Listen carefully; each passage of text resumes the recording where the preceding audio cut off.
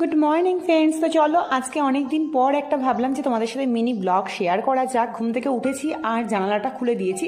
এই পাশে জানালাটা খুলি আর ওই পাশে জানালাটা খুললে না একদম ড্রেনের গন্ধ বেরোয়, সেই জন্য আর এই পাশে জানালাটা খুলি না।